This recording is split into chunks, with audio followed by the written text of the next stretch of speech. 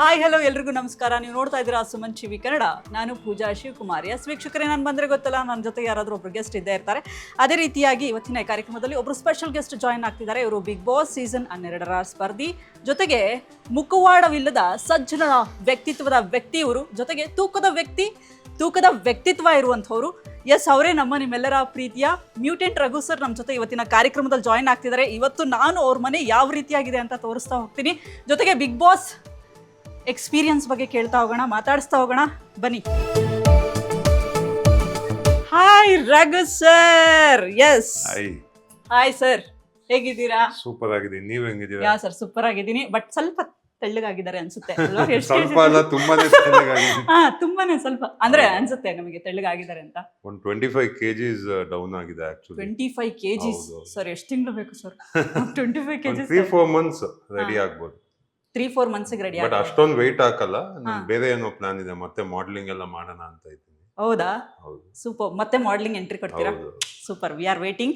And ತುಂಬಾ ಜನ ಹೇಳ್ತಾರೆ ಸರ್, ಬಿಗ್ ಬಾಸ್ ಮನೆ ಒಳಗೆ ಏನಾದ್ರು ವೇಟ್ ಲಾಸ್ ಮಾಡ್ಬೇಕು ಅಂತಂದ್ರೆ ಆರಾಮಾಗಿ ಬಿಗ್ ಬಾಸ್ ಮನೆಗೆ ಹೋಗ್ಬಿಟ್ರೆ ಸಾಕು. ಜಾನ್ವಿ ಅವ್ರು ಹೇಳ್ತಾ ಇದ್ರು, ವೇಟ್ ಲಾಸ್ ಮಾಡೋದು ಬೇಡ, ಡಯಟ್ ಮಾಡೋದು ಬೇಡ, ಆರಾಮಾಗಿ ಅಲ್ಲಿ ಹೋಗ್ಬಿಟ್ರೆ ಸಾಕು ಅಂತ ಹೇಳ್ತಿದ್ರು. ಹಂಗೇನಿಲ್ಲ, ಆಕ್ಚುಲಿ ಬೇರೆ ಕಂಟೆಸ್ಟೆಂಟ್ ಗಳಿಗೆ ಏನು ವ್ಯತ್ಯಾಸ ಆಗಿಲ್ಲ ಅನ್ಕೊಂತೀನಿ. ಅವ್ರ ಆಚೆ ಏನು ಡಯಟ್ ಇತ್ತು, ಒಳಗಡೆ ಆಲ್ಮೋಸ್ಟ್ ಸೇಮ್ ಇತ್ತು. ನನಗ್ ತುಂಬಾ ತೊಂದರೆ ಆಯ್ತು, ಯಾಕಂದ್ರೆ ನಾನು ಆಚೆ ಪ್ರೋಟೀನ್ ಡಯಟ್, ನಮ್ ಕಾಂಪಿಟೇಷನ್ ಅಥ್ಲೀಟ್ ಅಲ್ವಾ, ಒಳಗಡೆ ಹೋದಾಗ ತುಂಬಾ ಕಮ್ಮಿ ಆಯ್ತು. ನಾನು ಡೈಲಿ 20-30 eggs ತಿಂತಾ ಇದ್ದೆ. ಅಲ್ಲಿ ನಮ್ಗೆ ವಾರಕ್ಕೆ 5 ಮೊಟ್ಟೆ ಸಿಗೋದು. ವಾರಕ್ಕೆ 5 ಮೊಟ್ಟೆ. ಆಮೇಲೆ ಪರ್ ಡೇ 3 ಚಪಾತಿ, ಸ್ವಲ್ಪ ರೈಸು, ಇಷ್ಟೇ ಇದ್ದಿದ್ದು ಆಪ್ಷನ್ ನಮ್ಗೆ. ಬಟ್ ತಲೆಯಲ್ಲಿ ಇತ್ತ ಹೋದ್ರೆ ಇಷ್ಟ ತೆಳ್ಳಗಂತ್ರ ಆಗ್ತೀನಪ್ಪ ಇಷ್ಟ ಇಲ್ಲ, ಅದ್ರ ಬಗ್ಗೆ ನಾನು ತಲೆನೇ ಕೆಡ್ಸ್ಕೊಳಕ್ ಹೋಗಿಲ್ಲ. ಯಾಕಂದ್ರೆ ಗೇಮ್ ಬಗ್ಗೆ ಜಾಸ್ತಿ ಫೋಕಸ್ ಮಾಡ್ತಾ ಇದ್ದೆ. ಮಧ್ಯದಲ್ಲಿ ಒಂದ್ ಸ್ವಲ್ಪ ಅನ್ಸ್ತು, ಯಾಕಂದ್ರೆ ನಾನು 2 ಗೇಮ್ ಆಡ್ತಾ ಇದ್ದೆ. ಒಂದು ನನ್ನ ಬಾಡಿ ಜೊತೆ, ಇನ್ನೊಂದು ಮೈಂಡ್ ಜೊತೆ. ಬೇರೆಯವ್ರಿಗೆ ಬರೇ ಮೈಂಡ್ ಜೊತೆ ಆಟ ಆಡ್ತಾ ಇದ್ರು. ನನಗೆ ಇದು ಒಂದು ಟಾಸ್ಕ್ ಆಗೋಯ್ತು, ಯಾಕಂದ್ರೆ physically I was getting very weak. 25 kg is not a small weight loss. ಎಲ್ಲಾದ್ರೂ ಕುಗ್ಗೋಗಿದ್ದೇನಾ ಸರ್, ಏನಪ್ಪಾ ಇದು ಇಷ್ಟೊಂದು ಲಾಸ್ ಆಗ್ತಾ ಇದೀನಿ ಒಂದ್ಸತೆ ಅನಿಸ್ತು. ಆಮೇಲೆ ನೀವೇ ಹೆಂಗಿದ್ರು ಆಚೆ ಹೋಗಿ ಐ ಕ್ಯಾನ್ ಗೇನ್ ಬ್ಯಾಕ್ ಅಲ್ವಾ, ಜಾಸ್ತಿ ತಲೆ ಕೆಡ್ಸ್ಕೊಳಕ್ ಹೋಗಿಲ್ಲ. ಬಟ್ ಊಟ ಇಲ್ದಾಗ ಟ್ರಿಗರ್ ಅಂತೂ ಆಗ್ತಿತ್ತಾ? ಏನಾದ್ರು ಆಗ್ತಾ ಇತ್ತು. ಕೋಪ ಬಂದಾಗೆಲ್ಲ ಸ್ವಿಮ್ಮಿಂಗ್ ಪೂಲ್ ಒಳಗಡೆ ಹೋಗ್ತಾ ಇದ್ದೆ, ಇಲ್ಲ ಅಂದ್ರೆ ಕೋಲ್ಡ್ ಶವರ್ ತಗೊಂತ ಇದ್ದೆ.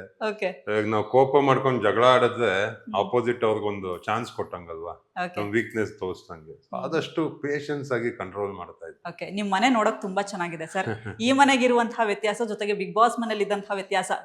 ಹೊರಗಡೆ ಬಂದ್ಮೇಲೆ ಒಂದು ವಿಡಿಯೋ ಕೂಡ ಮಾಡ್ತೀರಿ ನೋಡಿ, ನಾನು ಒಳಗಿದ್ದೆ, ಅಲ್ಲಿ ಮೊಬೈಲ್ ಇರ್ಲಿಲ್ಲ, ಜೊತೆಗೆ ಚಂದ ಕಮ್ಯುನಿಕೇಟ್ ಮಾಡ್ತಾ ಇದ್ದೆ ಅಂತೆಲ್ಲ ಹೇಳ್ತಾ ಇದ್ರಿ. ಸೊ ಹೇಳಿ ಸರ್, ಇದ್ರ ಬಗ್ಗೆ ಏನಿಲ್ಲ. ಒಳಗಡೆ ಮೇನ್ ಫೋನ್ ಇಲ್ಲ. ಮೇ ಬಿ ಇವಾಗ ಈಗಿನ ಕಾಲೇಜ್ ಜನರೇಷನ್ ಫೋನ್ ಇಂದಾನೆ ಎಲ್ಲರೂ ಹಾಳಾಗಿ ಹೋಗಿದ್ದಾರೆ. Social media is too much. ಅಲ್ಲಿ ಒಳಗಡೆ ನಮ್ಗೆ ಏನು ಔಟ್ಸೈಡ್ ವರ್ಲ್ಡ್ ಬಗ್ಗೆ ಇನ್ಫಾರ್ಮೇಶನ್ ಇಲ್ಲ, ಒಂದ್ ಟೆನ್ಷನ್ ಇಲ್ಲ. ನನ್ಗೂ ತುಂಬಾ EMIs ಮತ್ತೆ ಫೈನಾನ್ಷಿಯಲ್ ಪ್ರಾಬ್ಲಮ್ ಇದೆ, ಬಟ್ ನಮ್ ಹೆಂಡತಿ ನೋಡ್ಕೊಂತ ಇದ್ಲು. ನಮ್ಗೇನು ಗೊತ್ತಿರ್ಲಿಲ್ಲ, ಮತ್ತೆ ಸ್ಟ್ರೆಸ್ ಫ್ರೀ ಆಗೋಗಿತ್ತು, ಚೆನ್ನಾಗಿತ್ತು. That is nice. ಬಟ್ ಹಂಗೂ ಇರೋದ್ ತುಂಬಾ ಕಷ್ಟ ಆಗುತ್ತೆ, ವೆರಿ ಡಿಫಿಕಲ್ಟ್. ಆದ್ರೆ ಹಂಗಿರೋದ್ ಕಷ್ಟನಾ ಸರ್? ಹೌದಾ, ನಿಜ. ಕಷ್ಟ ಅನ್ನೋಕ್ಕಿಂತ ಇವಾಗ ಮಾತಾಡ್ಕೊಂಡು ಇರ್ಬೋದೇನೋ, ಬಟ್ ನಮ್ಗೆ ವೀಕ್ಲಿ ನಾಮಿನೇಷನ್ ಅಂತ ಇರೋದು, ಅಲ್ಲಿ ನಮ್ಮ ಮಧ್ಯ ಇಶ್ಯೂಸ್ ಬರೋದು, ಅದೆಲ್ಲ ಮಾಡ್ಕೊಂಡಾದಾಗ ನಿಮ್ಗೆ ಮೈಂಡ್ ಹಾಳಾಗೋಗುತ್ತೆ. ಅಲ್ಲಿ ಯಾರಿಗಾರೋ ಜಿಮ್ ಟಿಪ್ಸ್ ಕೊಡುವಂತದ್ದಾಗಿರ್ಬೋದು, ಟ್ರೈನಿಂಗ್ ಮಾಡುವಂತದ್ದಾಗಿರ್ಬೋದು, ಆ ತರದ್ ಏನಾದ್ರು ಅಲ್ಲಿ ಮಾಡ್ತಾ ಇದ್ದೆ? 100% ಎಲ್ಲಾರ್ಗು ನನ್ಗೇನ್ ಇನ್ಫಾರ್ಮೇಶನ್ ಇದೆಯೋ ಅವ್ರ ಜೊತೆ ಶೇರ್ ಮಾಡ್ತಿದ್ದೆ. ಧನುಷ್ ಇರ್ಬೋದು, ಸೂರಜ್ ಇರ್ಬೋದು, ಅವರೆಲ್ಲ ನನ್ನ ಜೊತೆ ವರ್ಕೌಟ್ ಮಾಡೋದು ಚೆನ್ನಾಗಿತ್ತು. Nice time. ಬಿಗ್ ಬಾಸ್ ಅನ್ನುವಂತಹ ಪ್ಲಾಟ್ಫಾರ್ಮ್ ನಿಮಗೆ ಎಷ್ಟು ಅವಶ್ಯಕತೆ ಇತ್ತು ಸರ್ ನಿಮಗೆ? ಯಾವತ್ತು ಬಿಗ್ ಬಾಸ್ ಹೋಗ್ತೀನಿ ಅಂತ ನಾನು ಅನ್ಕೊಂಡಿರ್ಲಿಲ್ಲ, ಲೈಫ್ ಟೈಮ್ ಅಲ್ಲೇ ಅನ್ಕೊಂಡಿರ್ಲಿಲ್ಲ. Because I was against Bigg Boss. ಒಂದು ಎಪಿಸೋಡ್ ನೋಡಿಲ್ಲ, ಒಂದು ಸೀಸನ್ ನೋಡಿಲ್ಲ. ಸೊ ಬಿಗ್ ಬಾಸ್ ಒಂದು ಫೇಕ್ ಶೋ ಅಂತ ಅನ್ಕೊಂಡಿದ್ದೆ. ಅದಾಗದೆಲ್ಲ ಸ್ಕ್ರಿಪ್ಟೆಡ್, ಫೇಕ್ ಎಮೋಷನ್ಸ್ ಅಂತ. ಬಟ್ ಕಾಲ್ ಒಳಗಡೆ ಇಟ್ಟಾಗ ಗೊತ್ತಾಯ್ತು, ಇದು ಫೇಕ್ ಅಲ್ಲ, ರಿಯಲ್ಕಿಂತ ಒಂದು ರಿಯಲಿಸ್ಟಿಕ್ ಫೀಲಿಂಗ್ ಇದು. It's a different world. ನಾವೇನ್ ಅನ್ಕೊಂಡಿದೀವೋ ಎಲ್ಲ ರಾಂಗು. ಅಲ್ಲಿ ಏನ್ ನಾವು ಹೆಂಗಿರ್ತೀವೋ ಅದನ್ನೇ ಜನ ನೋಡೋದು. ನಾವಲ್ಲಿ ಫೇಕ್ ಮಾಡಕ್ಕಾಗಲ್ಲ. 1 week ಮ್ಯಾಕ್ಸಿಮಮ್ 2 week ನೀವು ಫೇಕ್ ಇರ್ಬೋದು, ಆಕ್ಟ್ ಮಾಡ್ಬೋದು, ಆಮೇಲೆ ಆಗಲ್ಲ. ನಿಮ್ಮ ನಿಜವಾದ ವ್ಯಕ್ತಿತ್ವ ಆಚೆ ಬಂದ್ಬಿಡುತ್ತೆ. ಹಂಗಂದ್ರೆ ವ್ಯಕ್ತಿತ್ವದ ಆಟ ನಾನು ನಿಜವಾಗ್ಲೂ ಬಿಗ್ ಬಾಸ್ ಮನೇಲಿ ತೋರಿಸೋದೇ ವ್ಯಕ್ತಿತ್ವದ ಆಟ. 100% ನಿಮ್ಗೆ ಆಕ್ಟಿಂಗ್ ಮಾಡಕ್ಕೆ ಆಗಲ್ಲ. ನೀವ್ ಹೆಂಗಿರ್ತೀರೋ ಹಂಗ ಆಚೆ ಬಂದೇ ಬರುತ್ತೆ. ಬಂದೇ ಬರುತ್ತೆ. ಜಾಸ್ತಿ ದಿವಸ ಹೋಲ್ಡ್ ಮಾಡಕ್ ಆಗಲ್ಲ. ಓಕೆ, ಬಟ್ ಸ್ಟ್ರಾಟಜೀಸ್ ವರ್ಕ್ ಆಗತ್ತಲ್ವಾ ಸರ್ ಅಲ್ಲಿ? 100% ನಾವು ಪ್ಲಾನ್ ಮಾಡ್ತಾ ಇರ್ತೀವಿ, ಯಾರು ಎಷ್ಟು ವೀಕ್ ಇದಾರೆ, ಯಾರ ಜೊತೆ ಹೆಂಗ್ ಆಡ್ಬೇಕು. ಸೊ ಒಂದೊಂದು ಕಂಟೆಸ್ಟೆಂಟ್ ಒಂದೊಂದು ಕ್ಯಾರೆಕ್ಟರ್, ಅವ್ರ ಜೊತೆ ನಾವ್ ಹಿಂಗಿರ್ಬೇಕು, ಅವ್ರನ್ನ ಹಿಂಗೆ ವೀಕ್ ಮಾಡೋದು, ಅದೆಲ್ಲ ಪ್ಲಾನ್ ಮಾಡ್ತಾ ಇರ್ತೀವಿ. ಓಕೆ, ಬಟ್ ಇನ್ನೊಂದು ವಿಚಾರ ಸರ್, ಈಗ ಕೆಲವ್ರ ಅಭಿಪ್ರಾಯ ಇದು, ಬಿಗ್ ಬಾಸ್ ಮನೆಗೆ ಹೋಗ್ತೀವಿ, ಅದಾದ್ಮೇಲೆ ಬಂದ ದಿನ ಒಂದಷ್ಟು ಹೈಪ್ಗಳು ಸಿಗತ್ತೆ, ಅವಕಾಶಗಳು ಸಿಗತ್ತೆ, ಎಲ್ಲ ಆಗುತ್ತೆ, ಬಟ್ ಆಮೇಲೆ ಒಂದಷ್ಟು ವರ್ಷಗಳಾದ್ಮೇಲೆ ಯಾರು ನೆನಪೇ ಇಟ್ಕೊಳ್ಳಲ್ಲ, ಎಲ್ಲ ಚೇಂಜ್ ಆಗ್ತಾ ಹೋಗುತ್ತೆ. ಈಗ ಹಳೆ ಕಂಟೆಸ್ಟೆಂಟ್ಗಳನ್ನೇ ತಗೊಳ್ಳಿ ಅಂತ ಒಂದಷ್ಟು ಕಂಪ್ಯಾರಿಸನ್ ಮಾಡಿ ಕಮೆಂಟ್ಗಳನ್ನ ಹಾಕ್ತಾ ಇದ್ರು, ನಾನು ಇದನ್ನ ಗಮನಿಸಿದೆ. ಇದ್ರ ಬಗ್ಗೆ ನಿಮ್ಮ ಅಭಿಪ್ರಾಯ ಏನು ಅಂತ? ಏನ್ ಗೊತ್ತಾ ಮೇಡಮ್, ಅದು ಆಕ್ಚುಲಿ ನಿಜ. ನಮ್ಗೊಂದು ಐಪ್ ಸಿಗತ್ತೆ, ಆ ಐಪ್ ನ ನಾವು ಕ್ಯಾರಿ ಮಾಡೋದು ನಮ್ ಜವಾಬ್ದಾರಿ. ನೀವ್ ಇವಾಗ ಒಂದು ಐಪ್ ಸಿಕ್ಕಿದೆ ಅಂತ ಮನೇಲಿ ಸುಮ್ನೆ ಕೂತ್ಕೊಂಡ್ಬಿಟ್ರೆ of course after 3 months you'll forget, ಜನರು ನಮ್ಮನ್ನ ಮರ್ತೋಗ್ತಾರೆ. ಸೊ ನಮ್ಗೆ ಹೆಂಗೆ ಅಂದ್ರೆ, ಇವಾಗ ರಾಕೆಟ್ ಅನಿಸಿದಾಗ ಸ್ಟಾರ್ಟಿಂಗ್ ಅಲ್ಲಿ ಮೇಲ್ ತಗೊಂಡ್ ಹೋಗುತ್ತೆ, ಆಮೇಲೆ ಹಂಗೆ ಕೆಳಗಡೆ ಬಿದ್ದೋಗ್ತೀವಿ, ನಾವು ಹಂಗೆ ಮೇಲ್ ಹೋಗ್ತಾ ಇರ್ಬೇಕು. ಅದು ನಮ್ ಜವಾಬ್ದಾರಿ. ನಾವು ಸ್ವಲ್ಪ ಆಕ್ಟಿವ್ ಆಗಿರ್ಬೇಕು, ಏನೋ ಒಂದು ಜನರಿಗೆ ನಾವು ನಮ್ಮ ಫೇಸ್ ವ್ಯಾಲ್ಯೂ ತೋರಿಸ್ತಾ ಇರ್ಬೇಕು. ಇವಾಗ ಬಿಗ್ ಬಾಸ್ ಆಗಿದೆ, ಅಫ್ಕೋರ್ಸ್ ಒಂದು 2-3 months ಅಂತೂ ಫುಲ್ ಒಂದು ಐಪ್ ಇರುತ್ತೆ, ಒಂದು ನೇಮ್ ಇರುತ್ತೆ. ಅದಾದ್ಮೇಲೆ ನಾವು ಆಕ್ಟಿವ್ ಆಗಿರ್ಬೇಕು. ನಾವೇನ್ ಮಾಡ್ಬೋದು, ನನ್ಗೆ ಇವಾಗ ನೋಡಿ, ನನ್ ಮೇನ್ ಫೋಕಸ್ ಮೂವಿ. ಸೊ ನಂದು ಅದು ಯಾವತ್ತೂ ಕಮ್ಮಿ ಆಗಲ್ಲ. ಇದು ಮುಂಚೆನೂ ಮೂವಿ ಮಾಡ್ಬೇಕು ಅಂತಿತ್ತು, ಇವಾಗೂ ಮೂವಿನೇ. ಸೊ ಅದ್ರಲ್ಲಿ I will start doing more. ಇವಾಗ ಆಮೇಲೆ ಒಂದು ಕುಕಿಂಗ್ ಚಾನೆಲ್ ಮಾಡ್ಬೇಕು ಅಂತ ಇದ್ದೀನಿ, ಅಂಡ್ ಇನ್ನೂ ಒಂದ್ 2-3 ಪ್ಲಾನ್ ಇದೆ. ಇವಾಗ ನಾನಂತೂ ಸುಮ್ನೆ ಕುತ್ಕೊಳ್ಳಲ್ಲ. ಸೊ ಐಪ್ ನ ಹಂಗೆ ಇನ್ನ ಮೇಲ್ ತಗೊಂಡ್ ಹೋಗೋಕೆ ಅಂತ ಇಷ್ಟಪಡ್ತೀನಿ. ಹೌದು, ನಿಮ್ಮ ಕುಕಿಂಗ್ ಚಾನಲ್ ಅಂದಾಗ ನೆನಪಾಯ್ತು, ನಿಮ್ಮ ಅಡುಗೆಗಳು, ನಿಮ್ಮ ರೆಸಿಪಿಗಳೆಲ್ಲ ಸಿಕ್ಕಾಪಟ್ಟೆ ಫೇಮಸ್ ಆಗಿದೆ ಸರ್. ಹೊರಗಡೆ ಆ ರೆಸಿಪಿ ಹಾಕಿ, ಈ ರೆಸಿಪಿ ಹಾಕಿ ಅಂತ ಹೇಳಿ ಏನಾದ್ರೂ ಹೋಟ್ಲ್ ರೆಸ್ಟೋರೆಂಟ್ ಸ್ಟಾರ್ಟ್ ಮಾಡ್ತಾರೆ ಅಂತ ಕೇಳ್ಪಟ್ವಿ, ಹೌದಾ? ಹೌದು, ಒಂದು ಪ್ಲಾನ್ ಇದೆ. ಏನು ಅಂದ್ರೆ ಕುಕಿಂಗ್ ಒಂದು ಪ್ಯಾಷನ್. ನಾನು 30 years ಇಂದ ಕುಕ್ ಮಾಡ್ತಾ ಇದ್ದೀನಿ. ಅಂಡ್ ಕುಕಿಂಗ್ ನನ್ನ ಫಿಟ್ನೆಸ್ ಜರ್ನಿಗೋಸ್ಕರ ನಾನು ಮಾಡ್ತಾ ಇದ್ದೆ. ಅದು ನನ್ಗೆ ಹೆಲ್ಪ್ ಮಾಡ್ತು. ಇವಾಗ ಕ್ವಾಟ್ಲೆ ಕಿಚನ್ಗೆ ಹೋದೆ, ಅಲ್ಲಿ ವಿನ್ ಆದೆ. ಮೇ ಬಿ ಅದನ್ನ ನೋಡಿ ನನಗೆ ಬಿಗ್ ಬಾಸ್ ಕೊಟ್ರೇನೋ, ಅದೆಲ್ಲ ಗೊತ್ತಿಲ್ಲ. But cooking is always been my passion. ಅಂದ್ರೆ ಸ್ಟ್ರೆಸ್ ರಿಲೀಫ್ ಆಗುತ್ತೆ ನನಗೆ. ಸುಮ್ನೆ ಟೈಮ್ ವೇಸ್ಟ್ ಮಾಡೋ ಬದಲು ಏನೋ ಒಂದು ಕುಕ್ ಮಾಡ್ತಾ ಇರ್ತೀನಿ. ಅಂದ್ರೆ ಕ್ರಿಯೇಟಿವ್ ಆಗಿ ಕುಕ್ ಮಾಡ್ತೀರಾ? ಹೌದು, ಸ್ವಲ್ಪ ಕ್ರಿಯೇಟಿವ್. ಹೆಂಗೆ ಸರ್, ನನಗೂ ಟಿಪ್ಸ್ ಕೊಡಿ. ಅಷ್ಟೊಂದು ಅಡಿಗೆ ಮಾಡಕ್ ಬರಲ್ಲ. ಆ ಅಡಿಗೆ ರೂಮು ಇದೆ, ತುಂಬಾ ಚೆನ್ನಾಗಿ ಇಟ್ಕೊಂಡಿದ್ದಾರೆ ಅಡಿಗೆ ರೂಮು. ಮನೇನೂ ಅಷ್ಟೇ, ರಘು ಸರ್ ತುಂಬಾ ಚೆನ್ನಾಗಿ ಇಟ್ಕೊಂಡಿದ್ದೀರಿ. ಅಂಡ್ ತುಂಬಾ ಚೆನ್ನಾಗಿದೆ ಮನೆ ಸರ್. ನನಗೆ ಒಂಚೂರು ತೋರಿಸ್ತೀರಾ ಏನಿದೆ ಅಂತ? ಏನು ಇಲ್ಲ, ಇಟ್ಸ್ ವೆರಿ ಸಿಂಪಲ್. ದೇವಸ್ಥಾನದ ಮನೆ ತುಂಬಾ ಚೆನ್ನಾಗಿದೆ, ಇಲ್ಲಿ ಸಿಂಪಲ್ ಆಗಿದೆ. ನೀವ್ ಹೇಳೋ ತರ ಏನಿಲ್ಲ. ನಮ್ ವೈಫ್ ಸ್ವಲ್ಪ ಗಿಡ ಎಲ್ಲ ತುಂಬಾ ಇಷ್ಟ, ಅವ್ರಿಗೆ ನೇಚರ್ ಅಂದ್ರೆ, ನಂಗೂ ನೇಚರ್ ಇಷ್ಟ. ಸಿಂಪಲ್ ಆಗಿ ಕ್ಲೀನ್ ಆಗಿ ಇಟ್ಕೊಂಡಿದ್ದಾರೆ ನಮ್ wife. Nice, very nice sir. ಆದ್ರೆ ನಾವು ನಿಮ್ಮ ಕುಕಿಂಗ್ ಅದು ರೆಸಿಪೀಸ್ ನಾವು ಕಾಯ್ತಾ ಇದೀವಿ ಸರ್, ಯಾಕಂದ್ರೆ ನಮ್ಮಂತವ್ರಿಗೆಲ್ಲ ಈ ವೀಕ್ ಲಾಂಚ್ ಮಾಡ್ತೀವಿ. ನಾವು ಯೂಟ್ಯೂಬ್ ನೋಡಿ ಅಡಿಗೆ ಮಾಡ್ತೀವಿ. ಸೊ ಹಂಗಾಗಿ ಅದು ಯೂಸ್ಫುಲ್ ಆಗ್ಬೋದು ಅನ್ಸುತ್ತೆ.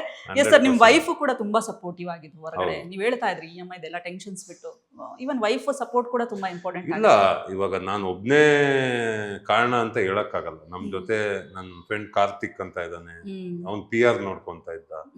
ಅಂಡ್ ವೈಫ್ ಅವ್ರ ಕಾಸ್ಟ್ಯೂಮ್ಸ್, ನಮ್ಮ ಜಿಮ್ ಬಿಸ್ನೆಸ್ ನೋಡ್ಕೊಂತ ಇದ್ಲು, ಮನೆ ನೋಡ್ಕೊಂತ ಇದ್ಲು. ಇಟ್ಸ್ ಟುಗೆದರ್ ಒಂದು ಗ್ರೂಪ್ ಆಗಿ ಮೇಲ್ ಬಂದಿದೀವಿ. ನಾನು ಒಬ್ನೇ ಅಂತೂ ಮೇಲ್ ಬಂದಿಲ್ಲ, ಅವರಿಂದಾನೇ ಕಾರಣ. ಓಕೆ, ಬಟ್ ನಿಮ್ಮಿಬ್ರದ್ದು ಲವ್ ಸ್ಟೋರಿ? ಹೌದು, ಲವ್ ಹೆಂಗೆ ಸರ್? ಏನಿಲ್ಲ, ನಾನು ಜಾಬ್ ಮಾಡೋ ಟೈಮಲ್ಲಿ ಅಲ್ಲಿ ಸ್ಟೂಡೆಂಟ್ ಆಗಿದ್ಲು.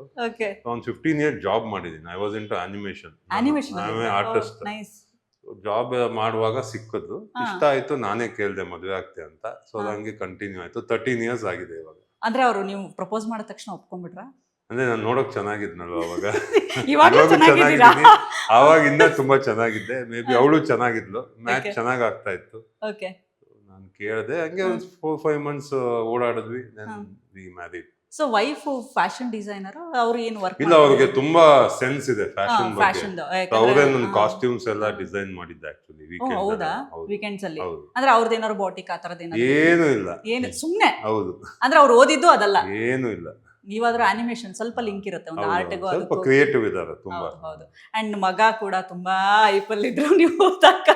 ಸೊ ಎಷ್ಟು ಖುಷಿ ಆಗತ್ತೆ ಇದೆಲ್ಲ ನೋಡಿದಾಗ. ನಿಮ್ ಜೊತೆಗೆ ಹೊರಗಡೆ ನಿಮ್ ಮಗಂಗೂ ಅಷ್ಟೇ ಪ್ರೀತಿ ತೋರಿಸ್ತಾ ಇದ್ದಾರೆ. ತುಂಬಾ ಖುಷಿ ಆಗ್ತಾ ಇದೆ ಆಕ್ಚುಲಿ. ನನ್ ದೇವರಾಣೆಗೂ ಅನ್ಕೊಂಡಿರ್ಲಿಲ್ಲ ನಾನು ಇಷ್ಟು ಇಷ್ಟ ಪಡ್ತಾರೆ ಅಂತ. ಆಚೆ ಬಂದಾಗ ಹೇಳ್ತಾ ಇದ್ಲು, ನಿಂಗೆ ಒಂದು ನೆಗೆಟಿವ್ ಇಲ್ಲ ಅಂತ. ನಾನು ನಂಬಲಿಲ್ಲ. ತುಂಬಾ ಜನ ಹೇಳಿದ್ರು 12 season ಅಲ್ಲಿ ನೀನ್ ಒಬ್ನೇ ಅನ್ಸುತ್ತೆ ಕಂಟೆಸ್ಟೆಂಟ್, ಏನೋ ಒಂದ್ ನೆಗೆಟಿವ್ ಇಲ್ದೆ ಆಚೆ ಬಂದಿದ್ಯಾ ಅಂತ. ಇವನ್ ಸುದೀಪ್ ಸರ್ ಸ್ಟೇಜ್ ಮೇಲೆ ರಘು ತರ ಇರ್ಬೇಕು, ಅವ್ರ ವ್ಯಕ್ತಿತ್ವ ತುಂಬಾ ಇಷ್ಟ ಆಯ್ತು ಅಂತ ಹೇಳಿದ್ರು. ತುಂಬಾ ಖುಷಿ ಆಯ್ತು. ಒಂದು ಪಾಸಿಟಿವ್ ಇದ್ರಲ್ಲಿ ಆಚೆ ಬರೋದಿದೆಯಲ್ಲ ತುಂಬಾ ಕಷ್ಟ. ವಿನ್ ಆಗದೆ ಇರ್ಬೋದು, ಬಟ್ ಜನರು ಮನ್ಸು ವಿನ್ ಆಗಿದೀನಲ್ಲ ಅದೇ ನನ್ ಖುಷಿ. ಅದು ತುಂಬಾ ಬಿಡಿ, ನಾನು ಅದಕ್ಕೆ ಇಂಟ್ರೊಡಕ್ಷನ್ ಅಲ್ಲಿ ಹೇಳ್ತಾ ಇದ್ದೆ, ಮುಖವಾಡವಿಲ್ಲದ ವ್ಯಕ್ತಿತ್ವದ ವ್ಯಕ್ತಿ ರಘು ಸರ್ ಅಂತ. ಸೊ ನಮಗೆಲ್ಲೂ ಮುಖವಾಡ ಹಾಕೊಂಡು ನೀವು ಆಡ್ತಾ ಇದೀರಿ ಅಂತ ಅನ್ಸ್ಲಿಲ್ಲ. ತುಂಬಾ ತುಂಬಾ ಖುಷಿ ಕೊಡ್ತು ಸರ್. ಹೊರಗಡೆ ಬಂದಾದ್ಮೇಲೆ ನೀವು ಹೇಳ್ತಾ ಇದ್ರಿ ಬಹಳಷ್ಟು ಸ್ಟ್ರಗಲ್ಸ್ ಇತ್ತು ಲೈಫಲ್ಲಿ ಅಂತ ಹೇಳಿ, ಬಹಳ ಸ್ಟ್ರಗಲ್ಸ್ ಇತ್ತು. ನಮ್ಗೆ ಅದೆಲ್ಲ ಕೇಳಿದಾಗ ನಮಗೊಂಥರ ಮೋಟಿವೇಶನ್, ಹೌದಲ್ಲ ಆ ಏಜಲ್ಲೆಲ್ಲ ಎಷ್ಟು ರಘು ಸರ್ ಇಷ್ಟೆಲ್ಲ ಇದೆಲ್ಲ ಇಟ್ಕೊಂಡು ಇವತ್ತು ಈ ಹಂತದವರೆಗೂ ಬರೋದಿದೆಯಲ್ಲ, ಇಷ್ಟು ಜನರ ಪ್ರೀತಿ ಸಂಪಾದನೆ ಮಾಡಿದಿರಿ.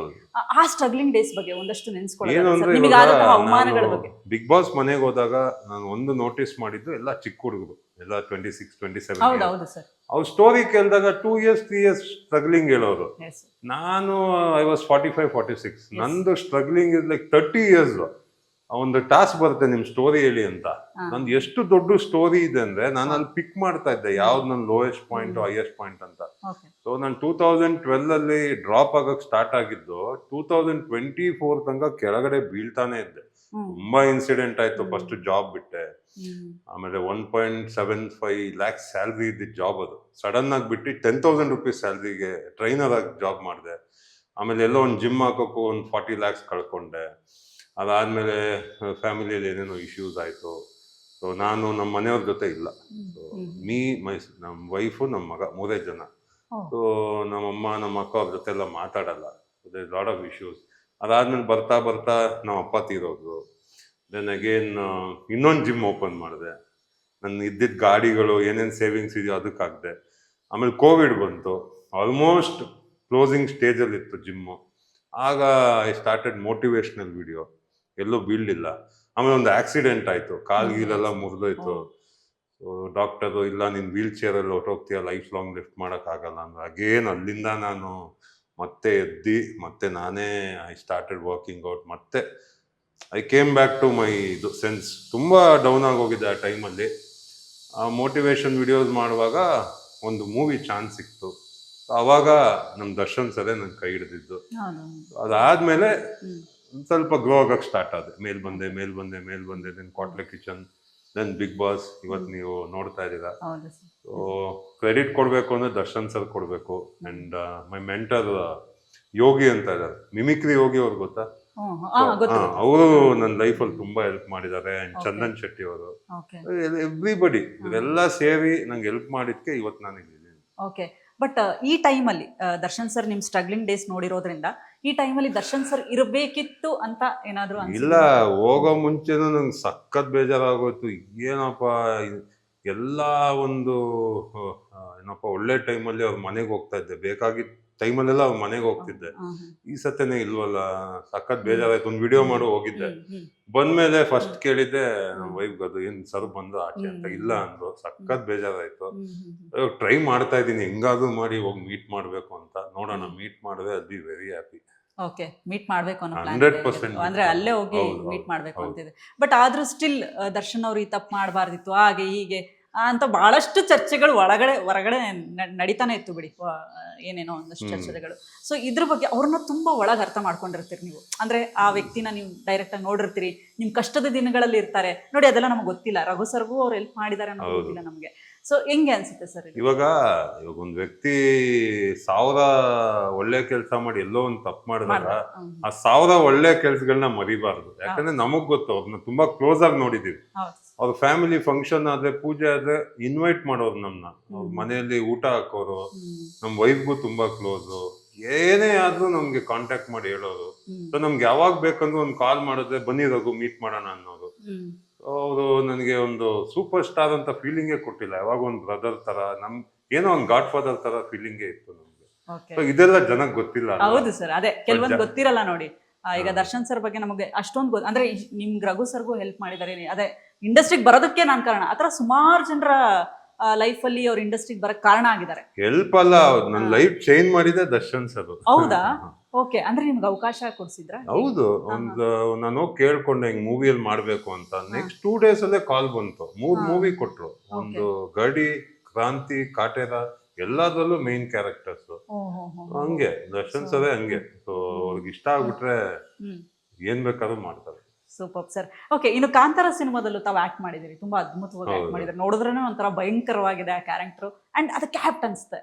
ಸೊ ಅದ್ರಲ್ಲಿ ಮಾಡಿದಂತಹ ಎಕ್ಸ್ಪೀರಿಯನ್ಸ್ ಹೇಗೆ? ಅದು ತುಂಬಾ ಚೆನ್ನಾಗಿತ್ತು. ಗರ್ಡಿ ಟೈಮ್ ಅಲ್ಲಿ ಆನಂದ್ ಸ್ಟುಡಿಯೋ ಅಲ್ಲಿ ಡಬ್ಬಿಂಗ್ ನಡೀತಿತ್ತು. ಅವಾಗ ನನಗೆ ರಿಷಬ್ ಸರ್ ಸಿಕ್ಕಿದ್ರು.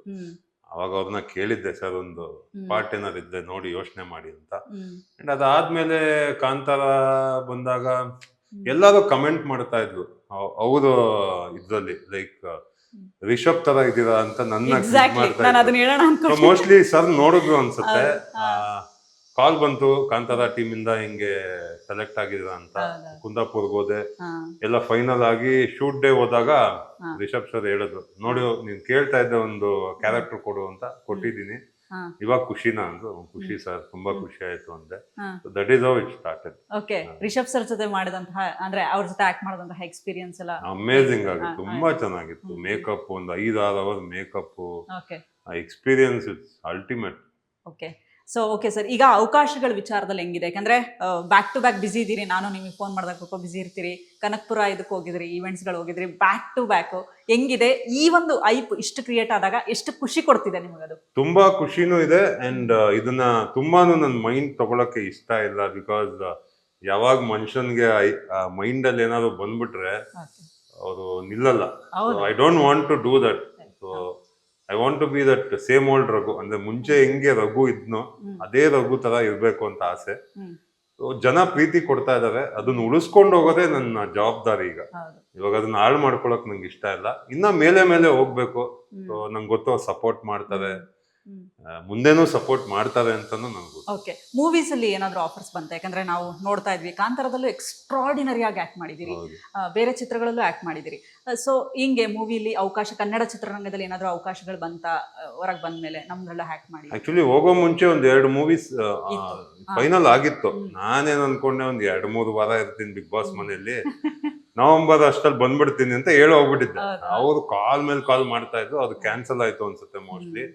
ತಮಿಳು, ತೆಲುಗು ಇಂದ ಕಾಲ್ಸ್ ಬರ್ತಾ ಇದೆ, ಬಟ್ ಕನ್ನಡ ಇಂದ ಅಷ್ಟೊಂದು ಆಪರ್ಚುನಿಟಿ ಬರ್ತಾ ಇಲ್ಲ. ಮೇ ಬಿ ನಮ್ಮ ಇಂಡಸ್ಟ್ರಿ ಸ್ವಲ್ಪ ಈಗ ಬ್ಯಾಡ್ ಫೇಸ್ ಅಲ್ಲಿ ಇದೆ. ನೋಡೋಣ, ನನಗೆ ಕನ್ನಡ ಮಾಡ್ಬೇಕು ಅಂತ ಆಸೆ, ಒಳ್ಳೊಳ್ಳೆ ಕ್ಯಾರೆಕ್ಟರ್ ಬಂದ್ರೆ.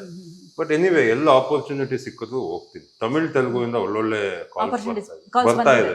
ಆದ್ರೆ ನಿಮಗೆ ತಮಿಳ್ ತೆಲುಗುಗಿಂತ ಕನ್ನಡದಲ್ಲಿ ಗುರುತಿಸ್ಕೊಳ್ಬೇಕು. So nice sir. ಯಾಕಂತ ಎಷ್ಟೋ ಜನ ಇಲ್ಲಿ ಬಿಟ್ಟು ಹೋಗಿರೋರಿದ್ದಾರೆ, ಬಟ್ ನೀವು ಕನ್ನಡದಲ್ಲೇ ಗುರುತಿಸ್ಕೊಳ್ಬೇಕು. ಯಾಕೆಂದ್ರೆ ನನಗೆ ಇಲ್ಲೇ ಅಲ್ವಾ ಪ್ರೀತಿ ಸಿಗ್ತಾ ಇರೋದು, ಕರ್ನಾಟಕದಲ್ಲಿ. ಇಲ್ಲೇ ಬೆಳಿಬೇಕು ಅಂತ. I don't want to go outside. Okay, ಈಗ ರಘು ಸರ್ ಅವ್ರದ್ದು ಮನೆ ಒಂದ್ ಸ್ವಲ್ಪ ನೋಡೋಣ, ಹಿಂಗೆ ಎಷ್ಟು ಚೆನ್ನಾಗಿ ಇಟ್ಕೊಂಡಿದ್ದಾರೆ ಅಂತ. ಅಂದ್ರೆ ರಘು ಸರ್ ಎಷ್ಟು ಚೆನ್ನಾಗಿದಾರೋ ಅಷ್ಟು ಚಂದ ಮನೆ ಕೂಡ ಇದೆ ನೋಡಿ.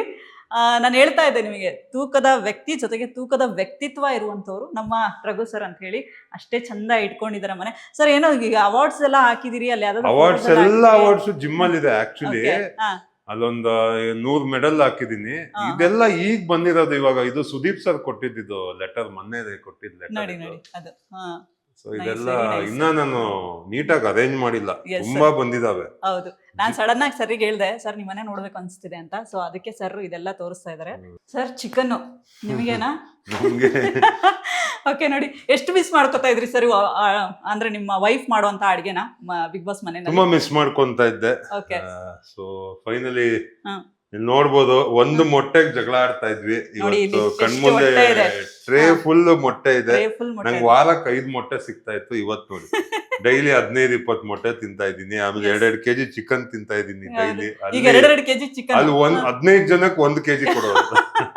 ಹೌದು ಸರ್. ಸೊ ಲೈಫ್ ಹಂಗೆ. ಅದೇ ಗೊತ್ತಾಗಿತ್ತು ಬಿಗ್ ಬಾಸ್ ಮನೆಯಲ್ಲಿ, ವ್ಯಾಲ್ಯೂ ಗೊತ್ತಾಗತ್ತೆ ನಿಮ್ಗೆ. ಈಚ್ ಅಂಡ್ ಎವ್ರಿಥಿಂಗ್ ವ್ಯಾಲ್ಯೂ ಗೊತ್ತಾಗುತ್ತೆ. ಅಲ್ಲಿ ಒಂದು ಮೊಟ್ಟೆಗೋಸ್ಕರ ಜಗಳ ಆಡ್ತಾ ಇದ್ವಿ. ಇಲ್ಲಿ ನೋಡಿ ಕಣ್ಮುಂದೆ ಇದೆ. ಅದ್ರಲ್ಲೂ ಸರ್ ಕ್ರಿಯೇಟಿವ್ ಆಗಿ ಅಡಿಗೆ ಮಾಡ್ತಾರೆ ಗೊತ್ತಾ. ಸೊ ಹಾಗಾಗಿ ಸರ್ ವೈಫ್ ಯಾವ್ದು ತುಂಬಾ ಚೆನ್ನಾಗಿ? ಎಲ್ಲ ವೈಫ್ ಇಂದ ಕಲ್ತಿದ್ದ ಅಥವಾ ನೀವೇ ಕಲ್ತಿದ್ದ? ನಾನೇ ಕಲ್ತಿದ್ದು. ಆಕ್ಚುಲಿ ಅವಳು ನನ್ ನೋಡ್ಕೊಂಡು ನನ್ ಸ್ಟೈಲು ಕಲ್ತ್ಲು, ನಾನು ಅವಳದು ಸ್ಟೈಲು ಕಲ್ತೆ. ಇಬ್ರು ಅಡಿಗೆ ಮಾಡ್ತಿದ್ವಿ. ಏನ್ ತುಂಬಾ ಚೆನ್ನಾಗಿ ಅಡಿಗೆ ಮಾಡ್ತಾರೆ? Non veg. ಬಿಗ್ ಬಾಸ್ ಮನೇಲಿ ವೆಜ್ ತಿಂದಿದ್ ನಾನು. ದಿನ ನಾನ್ ವೆಜ್, ಡೈಲಿ ನಾನ್. ಸರ್ ಇನ್ನೊಂದು ವಿಚಾರ, ಬಹಳ ಜನ ಹೇಳ್ತಾರೆ, ನಾನು ಇಲ್ಲೊಂದು ಪ್ರೋಟೀನ್ ಪೌಡರ್ಸ್ ಎಲ್ಲ ನೋಡ್ತಾ ಇದ್ದೆ, ಬಹಳ ಜನ ಹೇಳ್ತಾರೆ, ನಾನು ಇದು ಅದಕ್ಕೆ ಕೇಳ್ತಾ ಇದ್ದೀನಿ, ಪ್ರೋಟೀನ್ ಪೌಡರ್ ಕುಡಿಲೇಬಾರ್ದು, ಅದು ತುಂಬಾ ಹಂಗೇನಿಲ್ಲ ಮೇಡಮ್. ನಾನು ಅದನ್ನ ಕಂಪಲ್ಸರಿ ಅಂತ ಹೇಳಲ್ಲ. ನೀವು ಮನೇಲಿ ಊಟ ಮಾಡಿ ಏನಕ್ಕೆ ಪ್ರೋಟೀನ್ ತಗೊಂತೀರಾ ಅಂತ ಹೇಳ್ತೀನಿ. ಒಬ್ಬೊಬ್ರಿಗೆ ಡಿಫಿಷಿಯನ್ಸಿ ಆಗತ್ತೆ, ವೆಜಿಟೇರಿಯನ್ ಇರ್ತಾರೆ, ಅವ್ರಿಗೆ ಪ್ರೋಟೀನ್ ಬೇಕಲ್ಲ, ಹೌದು ಸರ್, ಅಂತವ್ರಿಗೆ ಒಳ್ಳೇದು. ಒಳ್ಳೇದು. ಇವಾಗ ನಿಮ್ ಮನೇಲಿ ಇವಾಗ ನಾನು ಇಷ್ಟು ಒಳ್ಳೆ ಊಟ ಮಾಡುವಾಗ ನನ್ಗೆ ಯಾಕೆ ಬೇಕು ಪ್ರೋಟೀನ್? ಬೇಕಾಗಿಲ್ಲ. ಹೌದೌದು. ಈಗ ವೆಜಿಟೇರಿಯನ್ಸ್ಗೆ ಪ್ರೋಟೀನ್ ಪೌಡರ್ ಅಗತ್ಯ ಇದೆ ಹಾಗಾದ್ರೆ ನಿಮ್ ಪ್ರಕಾರ? ಹೌದು, ಯಾಕೆಂದ್ರೆ ಅಂದ್ರೆ ನಾರ್ಮಲ್ ಫಿಟ್ನೆಸ್ಗೆ ಬೇಕಾಗಲ್ಲ. ಒಬ್ರು ಅಥ್ಲೀಟ್ ಆಗ್ಬೇಕು, ಒಬ್ರು ಕಾಂಪಿಟೇಟಿವ್ ಅಥ್ಲೀಟ್ ಅಂದಾಗ ಜಾಸ್ತಿ ಪ್ರೋಟೀನ್ ಬೇಕು, ಅಂತವ್ರಿಗೆ ಬೇಕಾಗತ್ತೆ. ನೀವು ನಾರ್ಮಲ್ ಆಗಿ ಫಿಟ್ ಆಗಿರ್ತೀನಿ ಅಂದ್ರೆ ಬೇಕಾಗಲ್ಲ.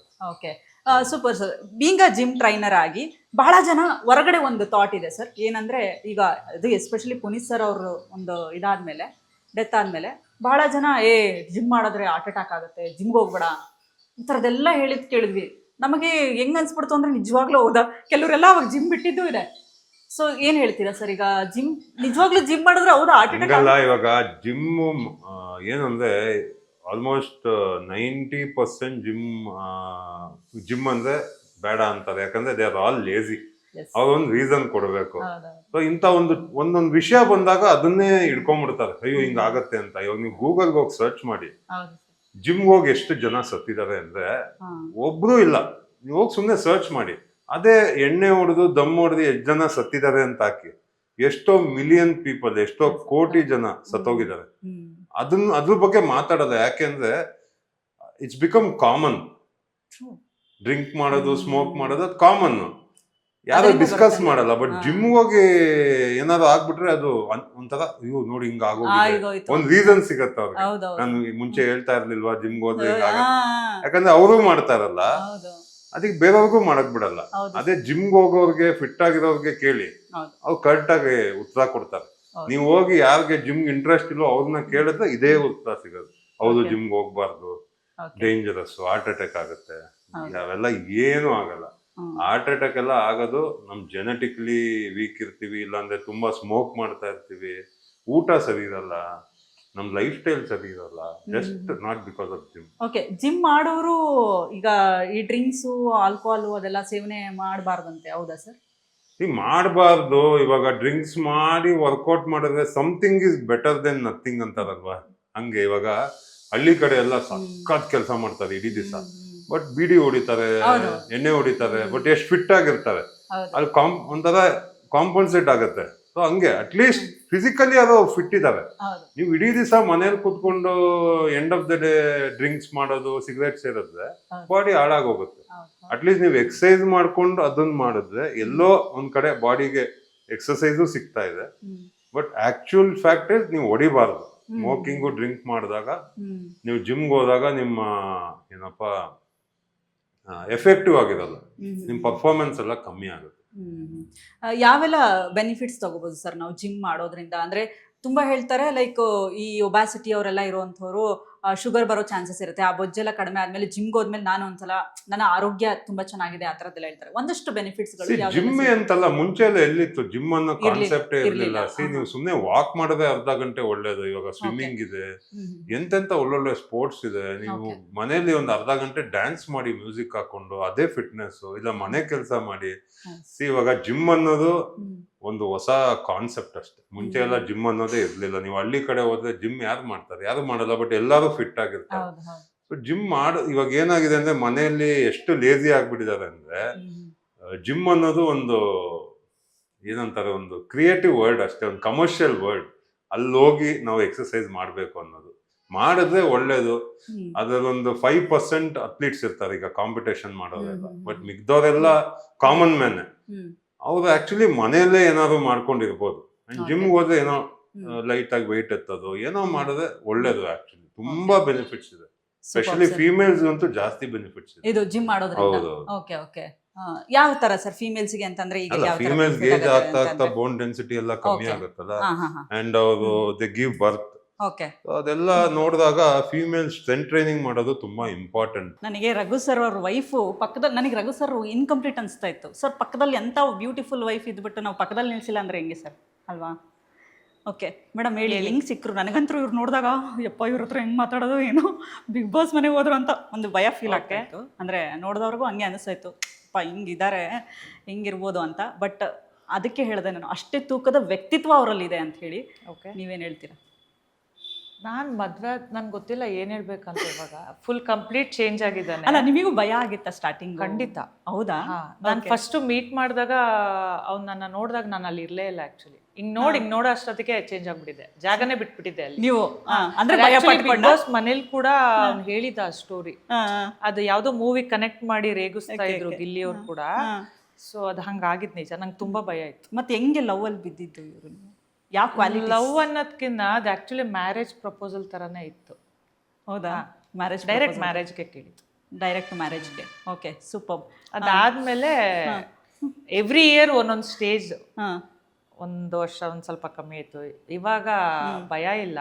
ಈ ಬಿಗ್ ಬಾಸ್ ಮುಗಿದ್ಮೇಲಂತೂ ಬಿಗ್ ಬಾಸ್ ಚೇಂಜ್, ಕಂಪ್ಲೀಟ್ ಚೇಂಜಾ? ಯಾವ ತರ ಚೇಂಜ್? ನೀವು ನನ್ಗೆ ಕೋಪ ಮಾಡ್ಕೊಂತಾರ ಅಂತ ಕೇಳಿದ್ರೆ ನನ್ಗೆ ಆನ್ಸರೇ ಬರಲ್ಲ. ಏನ್ ಹೇಳಿ? ಕೋಪ ಮಾಡ್ಕೋತಾ ಇಲ್ವಾ ಈಗ? ಈಗ ಗೊತ್ತಿಲ್ಲ, ಒಂದ್ ವೀಕ್ ಆಗಿರೋದಲ್ವಾ, ಇನ್ನು ಮಾಡ್ಕೊಂಡಿಲ್ಲ. ಅದೇ ಮಿಸ್ ಮಾಡ್ಕೊಂಡಿರ್ತಾರೆ. ಹೇಳ್ತೀವಿ ವ್ಯಾಲ್ಯೂ ಏನಂತ ಗೊತ್ತಿರುತ್ತೆ. ತುಂಬಾ ಇರೋದು, ಹೌದಾ? ತುಂಬಾ ಇರಿಟೇಷನ್. ಸೀರಿಯಸ್ಲಿ? ಅಷ್ಟೊಂದು? ಬಟ್ ನನಗೆ ಬಿಗ್ ಬಾಸ್ ಮನೇಲಿ ಅಷ್ಟೊಂದು ಕಾಣಿಸ್ಲಿಲ್ಲ ಅವ್ರು. ಅದೇ ಹೇಳ್ತಾ ಇಲ್ವಾ, 3 months ಅಲ್ಲಿ ಅದ್ ಏನ್ ಆಗಿದ್ಯೋ ನಂಗೆ ಗೊತ್ತಿಲ್ಲ. ನಾನು ಒಂದ್ಸತಿ ಒಳಗಡೆ ಹೋದ್ರೆ ಮೋಸ್ಟ್ಲಿ ನಂಗೂ ಗೊತ್ತಾಗ್ಬೋದೇನು. ಅಲ್ಲಿ ಏನಾಗಿದೆ ನನ್ಗೆ ಗೊತ್ತಿಲ್ಲ. But yeah, he has changed. ತುಂಬಾ ಚೇಂಜ್ ಆಗಿದ್ದಾರೆ ಅಂದ್ರೆ ಕೋಪ ಕಡಿಮೆ ಆಗಿದೆ. ಕಮ್ಮಿ ಆಗಿದೆ. ಈ 1 week ಅಲ್ಲಿ ಆಗಿದೆ. ಹೆಂಡತಿ ಮೇಲೆ ಪ್ರೀತಿ ಯಾವಾಗ್ಲೂ ಇರುತ್ತೆ ಬಿಡಿ, ಬಟ್ ಇನ್ನೂ ಜಾಸ್ತಿ ಆಗಿಲ್ಲ. ಅದು ಡೇ 1 ಇಂದ ಇತ್ತು. ಡೇ 1 ಇಂದಾನು ಇತ್ತು. ಕೋಪ ಅಂದ್ರೆ ಅದೊಂದು ಊಟಕ್ಕೆ ಇರ್ಬೋದು, ಅದರ್ವೈಸ್ ಏನಕ್ಕೂ ರಿಸ್ಟ್ರಿಕ್ಟ್ ಮಾಡಿಲ್ಲ ನಂಗೆ. Okay, till date. Okay. But ಆದ್ರೆ ನಿಮಗೆ ಪೊಸೆಸಿವ್ ಅನ್ಸ್ತಾ ಇರಲಿಲ್ಲ ಅಶ್ವಿನಿ ಗೌಡ ಅವ್ರದ್ದು ಮತ್ತೆ ಇವ್ರದ್ದು ನೋಡಿದಾಗ? ಅಯ್ಯೋ, ಏನು ಅನ್ಸ್ತಿಲ್ವಾ? ಅಂದ್ರೆ ಇಲ್ಲ ಆತರ. ನಾನೇ ಆಕ್ಚುಲಿ ಅವ್ನಿಗೆ ಹೇಳ್ತೀನಿ, ಅಲ್ಲಿ ಅವ್ಳು ನೋಡು ಅವ್ಳು ಚೆನ್ನಾಗಿದ್ದಾಳೆ, ಇವಳು ನೋಡು ಇಲ್ಲಿ ಚೆನ್ನಾಗಿದ್ದಾಳೆ, ನಾನೇ ಹೇಳ್ತೀನಿ. ಲೈಕ್ ಅದು ನಾವು ಮಾತಾಡ್ತಾ ಇರ್ತೀವಿ, ಯಾರು ಒಬ್ರು ಪಾಸ್ ಆದ್ರೆ ಅವ್ರ ಬಗ್ಗೆ ಕಮೆಂಟ್ ಕೂಡ ಮಾಡ್ತೀವಿ, ಒಟ್ಟಿಗೆ ಕುತ್ಕೊಂಡ್ ಮಾಡ್ತೀವಿ ಅದನ್ನ. ಓಕೆ. ಆದ್ರೆ ಎಲ್ಲೂ ಪೊಸೆಸಿವ್ನೆಸ್ ಚಾನ್ಸೇ ಇಲ್ಲ. ಹಾಗೆ ಅಲ್ಲ, ಇಲ್ಲ ಸರ್, ಅದೊಂದು ಗೇಮ್ ತರ ಅಲ್ವಾ. ಸೊ ಸೂಪರ್, ಒಳ್ಳೆ. ನಾನು ಅಲ್ಲಿ ಯಾರೋ ಕೇಳಿದ್ರು, ಅದನ್ನು ಹೇಳಿದೆ, ಮನೆಗೆ ಬರೋದಲ್ವಾ, ಅವ್ರ ಮನೆಗೆ ಹೋಗಲ್ಲ ಅಲ್ವಾ. ಅವ್ರ ಮನೆಗೆ ಹೋಗಿದ್ರ? ಸೂಪರ್. ಅಂದ್ರೆ ಬಹಳ ಚೇಂಜಸ್ ಅಂತ ನೋಡಿದೀರಾ? ಚೇಂಜಸ್ ಆಗಿದೆ. ಅದೇ ಸರ್, ಹೆಂಡತಿ ಮೇಲೆ ಪ್ರೀತಿ ಇನ್ನೂ ಜಾಸ್ತಿ ಆಗಿದೆನಾ ಸರ್?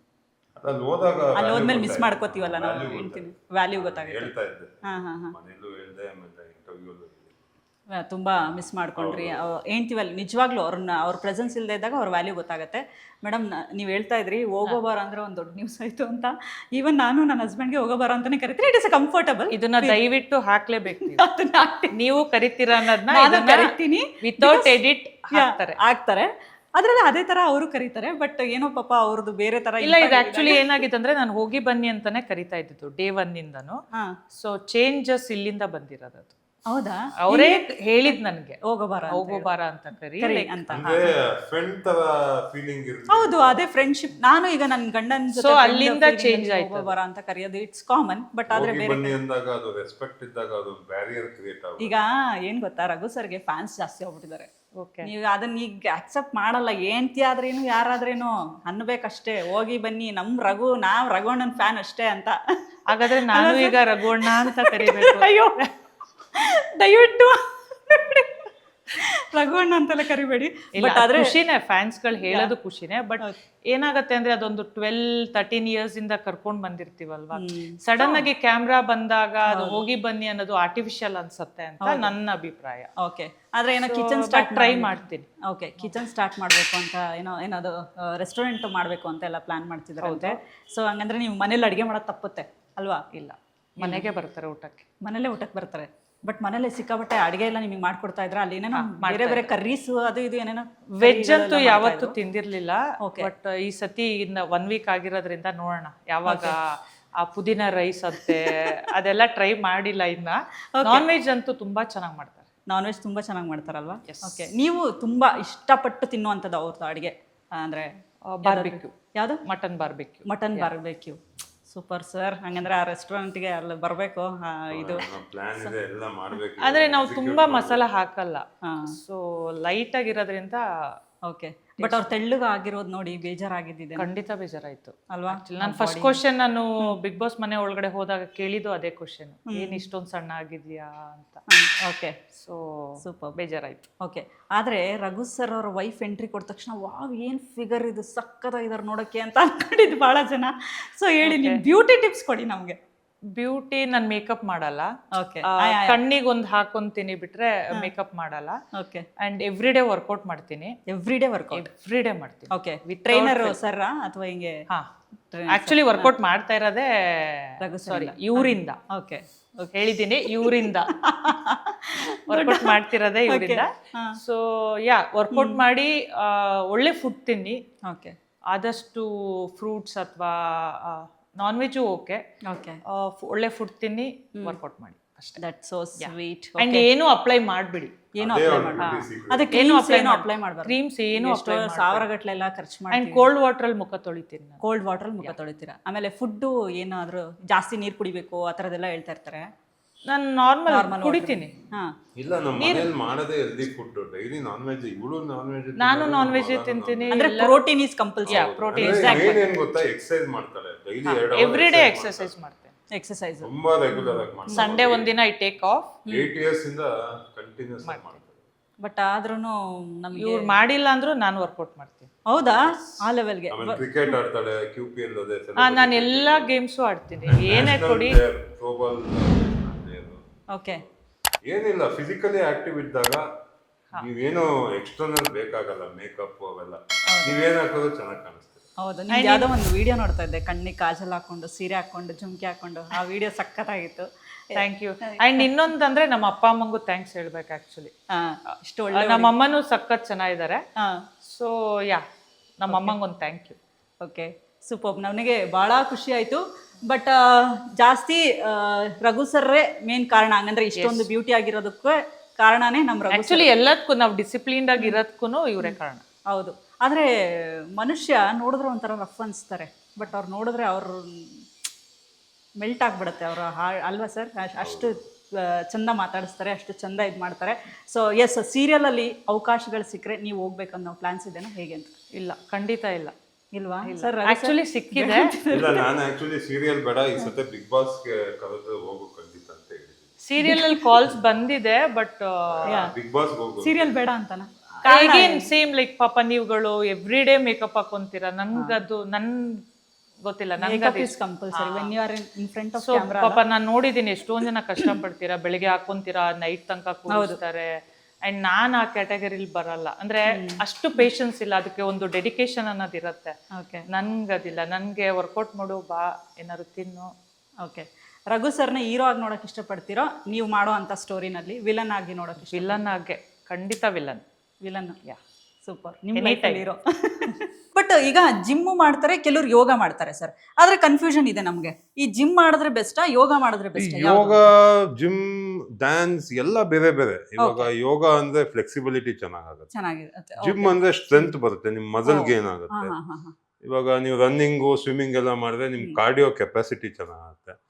ಅದಕ್ಕೆ ನಾನು ಹೇಳ್ತೀನಿ, ಒಂದ್ ದಿವಸ ಇದು ಮಾಡಿ, ಮೂರನ್ನು ಮಾಡಿ ಅಂತ. ಮೂರು ಇಂಪಾರ್ಟೆಂಟ್. ಯೋಗ 2 ದಿವಸ ಮಾಡಿ, ಸ್ಟ್ರೆಂತ್ ಟ್ರೈನಿಂಗ್ 2 ದಿವಸ ಮಾಡಿ. ಆ ತರ ಬೆನಿಫಿಟ್ಸ್ ಎಲ್ಲಾ ಕಡೆಯಿಂದ ಬೆನಿಫಿಟ್ಸ್ ತಗೋಬಹುದು ನೀವು. ಸೂಪರ್ ಸರ್, ಸಖತ್ತಾಗಿ ಹೇಳಿದ್ರು ಫಿಟ್ನೆಸ್ ಬಗ್ಗೆ. ನನಗೆ ಒಂದಷ್ಟು ಪ್ರಶ್ನೆಗಳಿತ್ತು. ಬಿಂಗ ಜಿಮ್ ಸರ್, ನೀವು ಸೆಲೆಬ್ರಿಟಿಗಳಿಗೆಲ್ಲ ಜಿಮ್ ಟ್ರೈನ್ ಕೊಟ್ಟಿದ್ದೀರಾ? ದರ್ಶನ್ ಸರ್ ಇದ್ರಲ್ಲ, ಹಂಗೆ ಅಲ್ವಾ ಪರಿಚಯ ಆಗಿದ್ದ. Okay okay. ಅವ್ರದ್ದು ಫುಡ್ ಮೇಂಟೆನೆನ್ಸ್ ಅದೆಲ್ಲ ಅವಾಗ ಹೈದರಾಬಾದ್ ಟೈಮಲ್ಲೆಲ್ಲ ನಾನೇ ಡಯಟ್ ಗೇಟ್ ಎಲ್ಲ ಕೊಡ್ತಾ ಇದ್ದೆ. ನಮ್ ಫ್ರೆಂಡ್ ಥ್ರೂ ಹೇಮಂತ್ ಅಂತ ಇದಾರೆ, ಅವ್ರು ನಮ್ ಸ್ಟೂಡೆಂಟ್. ಅವಾಗ ಹೈದರಾಬಾದ್ ಟೈಮಲ್ಲಿ 6 ಪ್ಯಾಕ್ ಮಾಡುವಾಗ ಹಂಗೆ ಅವ್ರ ಮನೆಗೆ ಹೋಗಿ ಫ್ರೆಂಡ್ ಆಗಿದ್ದು ದರ್ಶನ್ ಸರ್.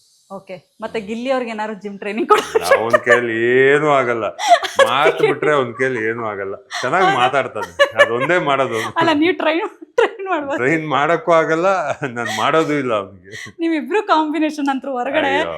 ಅವನ ಜೊತೆ ನಾನು ಟ್ರೈನ್ ಮಾಡಿದ್ರೆ ನಾನು ವರ್ಕೌಟ್ ಮಾಡಲ್ಲ, ನಾನು ಅವನ್ ತರ ಆಗ್ಬಿಡ್ತೀನಿ ಅಷ್ಟೇ. ಹೌದಾ? ಅಲ್ಲ, ಯಾವ ತರ ಹೇಳಿದಿರಾ ಸರ್ ಫಿಟ್ನೆಸ್? ತುಂಬಾ ಸತಿ ಯಾಕಂದ್ರೆ ಈಗ ಯಾಕಂದ್ರೆ ಒಂದ್ಸತಿನೂ ನೆಟ್ಟಗ್ ಕುತ್ಕೊಂತಾ ಇರ್ಲಿಲ್ಲ ಒಂದ್ ಜಾಗದಲ್ಲಿ, ಇಲ್ಲ ಮಲ್ಕೊಂಡಿರೋನು, ಇಲ್ಲ ಬೀನ್ ಬ್ಯಾಗ್ ಮೇಲೆ ಇರೋನು. ಯಾವಾಗೂ ಹೇಳ್ತಾ ಇದ್ದೆ, ಈ ನೆಟ್ಟು ಕುತ್ಕೊಳ್ಳೋ ಫಸ್ಟ್ ನೀನು, ಆಚೆ ಹೋದ ತಕ್ಷಣ ಜಿಮ್ಮಿಗ್ ಬಾ ಅಂತ. ಅವನ್ ಕೈಲಾಗಲ್ಲ ಜಿಮ್. ಯಾಕಂದ್ರೆ ಗಿಲ್ಲಿ ಅವ್ರಿಗೆ ಹೀರೋ ಆಗೋ ಚಾನ್ಸಸ್ ಇದೆ. Fitness, body maintenance. ಅದ ಇಂಟ್ರೆಸ್ಟ್ ಏನ್ ಗೊತ್ತಾ, ಸೆಲ್ಫ್ ಬರ್ಬೇಕು. ನಾನ್ ಎಷ್ಟ್ ಪೋಸ್ಟ್ ಮಾಡೋದು ಆಗಲ್ಲ. ನನ್ನನ್ ಕೇಳಿದ್ರೆ ಅವನ್ ಕೈಲಾಗಲ್ಲ. ಅವನೊಂದ್ ವಾರ ಮೇಲೆ ಹೋಗಲ್ಲ ಜಿಮ್ಗೆ. ಒಂದ್ ವಾರದ ಮೇಲೆ ಹೋಗಲ್ಲ. ಕಾರಣ ಸರ್? ಕಾರಣ ಅಂದ್ರೆ ಅವ್ನ ಕೈಲಾಗಲ್ಲ. ಅವನ ಬಾಡಿಗೆ ಕಷ್ಟ ಕೊಡೋದಂದ್ರೆ ಇಷ್ಟ ಇಲ್ಲ. ಹೌದಾ? ಕುತ್ತಲ್ಲೇ ಎಲ್ಲ ಆಗ್ಬೇಕು. ಅವ್ಳು ರಕ್ಷಿತಾ ಕುತ್ತಲ್ಲೇ ಎಲ್ಲ ತಗೊಂಡೋಗಿ ಕೊಡೋದು ಅವ್ನಿಗೆ. ಸೊ ಅರ್ಧ ಹಾಳ್ ಮಾಡಿದೆ ರಕ್ಷಿತಾ ಅವ್ನ. ಹೌದಾ? ಎಲ್ಲ ಊಟ ತಗೊಂಡೋಗಿ ಕೊಡೋದು, ತಿಂಡಿ ತಗೊಂಡೋಗಿ ಕೊಡೋದು, ತುಂಬಾ ಲೇಜಿ ಇದ್ದಾನ. ತುಂಬಾ ಅಂದ್ರೆ ತುಂಬಾ ಲೇಜಿ. ಹೌದು ಪಾಪ. ಇದ್ರ ಮಧ್ಯೆ ನನಗೆ ರಘು ಸರ್ದು ನಾನು ಹೇಳ್ತಾ ಇದ್ದೆ, ತುಂಬಾ ಒಳ್ಳೆ ವ್ಯಕ್ತಿತ್ವ ಇರೋದು. ಬಟ್ ನಮಗೆ ರಘು ಸರ್ ಎಲ್ಲಿ ಒಂದ್ ಚಪಾತಿ ಕೊಡದೇ ಇರೋದಕ್ಕೆ ಹೊರಗಡೆ ಯಾವ ನಮ್ಮ ಮನೆಯಲ್ಲಿ ನಾನೇ ಎಲ್ಲಾರ್ಗು ಅಡ್ಗೆ ಮಾಡ್ಕೊಡ್ತಿದ್ದು. ಒಂದ್ ಚಪಾತಿ ಕೊಡಲ್ವಾ ನಾನು? ಆ ಟೈಮಲ್ಲಿ ಅದನ್ನೇ ತಗೊಂಡು ವಿಡಿಯೋ ಹಾಕಿದೀರಾ, ಅಲ್ಲಿ ಪ್ರಾಬ್ಲಮ್ ಆಯ್ತು. ಹೌದು, ಊಟ ಕೊಟ್ಟಾಗ ನೀವ್ ಯಾರು ಪ್ರೈಸ್ ಮಾಡಿಲ್ಲ. ಒಂದ್ ದಿವಸ ಚಪಾತಿ ಕೊಡಲ್ಲ ಅಂದಿದ್ಕೆ ಅದು ನೆಗೆಟಿವ್ ಆಗಿದೆ. ಅದು ಏನು ಮಾಡಕ್ ಆಗಲ್ಲ. ನೀವ್ ಅವ್ರ ಮುಂದೆನೆ ಕುತ್ಕೊಂಡ್ ತಿಂತಾ ಇದ್ರಿ. ಅದ್ ಹೆಂಗಾಗಿದೆ ಅಂದ್ರೆ ರಘು ಅವ್ರಿಗೆ ಒಂದ್ ಚಪಾತಿ ಕೊಡಕ್ ಅದ್ ಏನಾಗ್ಬಿಡೋದ್ ಗೊತ್ತಾ, ಅದಕ್ಕೊಂದು ಒಳ್ಳೆ ಮ್ಯೂಸಿಕ್ ಹಾಕಿ ಬ್ಯಾಕ್ ಗ್ರೌಂಡ್ ಅಲ್ಲಿ ಒಂಥರ ನೋಡೋರ್ಗೆ ಒಂಥರ ತುಂಬಾ ಬೇಜಾರ ಬರಂಗ್ ಮಾಡಿ. ಇಟ್ಸ್ ಓಕೆ, ನಾನ್ ನೋಡ್ದೆ, ನಾನ್ ನಗ್ತಾ ಇದ್ದೆ. ಏನು ಮಾಡಕ್ ಆಗಲ್ಲ. ಆಮೇಲೆ ಸೂರ್ಯವಂಶ ಮೂವಿದೆಲ್ಲ ನೀವು ನೋಡಿದ್ರೆ ಅಶ್ವಿನಿ ಅವ್ರದ್ದು, ನಿಮ್ದು, ರಕ್ಷಿತಾ ಅವ್ರದ್ದು, ಗಿಲ್ಲಿ ಅವ್ರದ್ದು ಕಾಂಬಿನೇಷನ್ ಅದಂತೂ ಬಿಡಿ ಸಖತ್ ಟೈಪ್ ಆಗಿ ಹೋಗಿದೆ. ಆ ಎಲ್ಲ ಟ್ರೋಲ್ಸ್ ಗಳು ನೋಡಿದಾಗ ಏನ್ ಅನ್ಸ್ತು ನಿಮ್ಗೆ? ಅವಾಗ ಒಂದೊಂದು ಟ್ರೋಲ್ ಬರ್ತಾ ಇರುತ್ತೆ, ಖುಷಿ ಆಗತ್ತೆ. ಜನರು ನಮ್ ಕಾಂಬಿನೇಷನ್ ಎಲ್ಲ ಮೆಚ್ಚಿದ್ದಾರೆ ಅಂತ. ಏನೇ ಆದ್ರೂ ನನಗೆ ಅವನು ಕಾಂಪಿಟೇಟರ್. ಸೊ ನಾನು ಒಬ್ಬ ಟಫ್ ಕಾಂಪಿಟೇಟರ್ ಆಗಿದ್ದೆ Gilli. So it was nice. ನನ್ಗೆ ಎಲ್ಲಿ ಮಾತಾಡ್ಬೇಕು ಆಗಿತ್ತು ಅವನ ಜೊತೆ ಜಗಳ ಆಡ್ತಿದ್ದೆ, ಮಾತಾಡ್ತಿದ್ದೆ, ನಾಮಿನೇಷನ್ಸ್ ಆಗ್ತಾ ಇತ್ತು, ಕಿತ್ತಾಡ್ತಾ ಇದ್ವಿ. ಬಟ್ ನೆಕ್ಸ್ಟ್ ಮೂಮೆಂಟ್ ಫ್ರೆಂಡ್ಸ್ ತರ ಆಟ ಆಡ್ಕೊಂಡಿರ್ತಾ ಇದ್ವಿ. ಓಕೆ. ಆದ್ರೆ ಹೊರಗಡೆ ಬಂದ್ಮೇಲೆ ನಿನ್ನೆ ಒಂದಷ್ಟು ವಿಡಿಯೋಸ್ಗಳು ಹರಿದಾಡ್ತಾ ಇದೆ. ಏನಂತ ಅಂದ್ರೆ ಗಿಲ್ಲಿ ಅವ್ರದ್ದು ಕೆಲವೊಂದಷ್ಟು ಜನ ಅಚ್ಚೆ ಹಾಕಿಸ್ಕೊಂಡಿದ್ರು.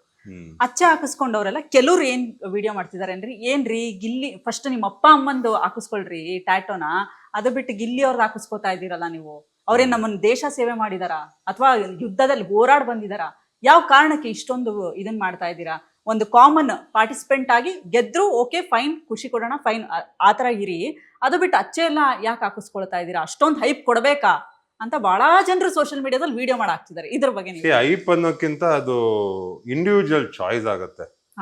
ಇವಾಗ ನನ್ಗೆ ಯಾರೋ ಬಂದು ನಿಮ್ಮ ಟ್ಯಾಟೂ ಹಾಕ್ಸ್ಕೊಳ್ಳ ಅಂದ್ರೆ ನಾನು ಖಂಡಿತ ಬೇಡಪ್ಪ, ನಿಮ್ ತಂದೆ ತಾಯಿ ಟ್ಯಾಟೂ ಹಾಕ್ಸ್ಕೊ ಅಂತ ಹೇಳ್ತೀನಿ. ಬಟ್ ನಮ್ಗೆ ಗೊತ್ತಿರಲ್ಲ, ಅವರು ಏನೋ ಒಬ್ರು ವ್ಯಕ್ತಿ ತುಂಬಾ ಇಷ್ಟಪಟ್ಟು ಟ್ಯಾಟೂ ಹಾಕಿಸ್ಕೊಂಡಾಗ ನಮಗೂ ನೋಡಕ್ ಖುಷಿ ಆಗತ್ತೆ.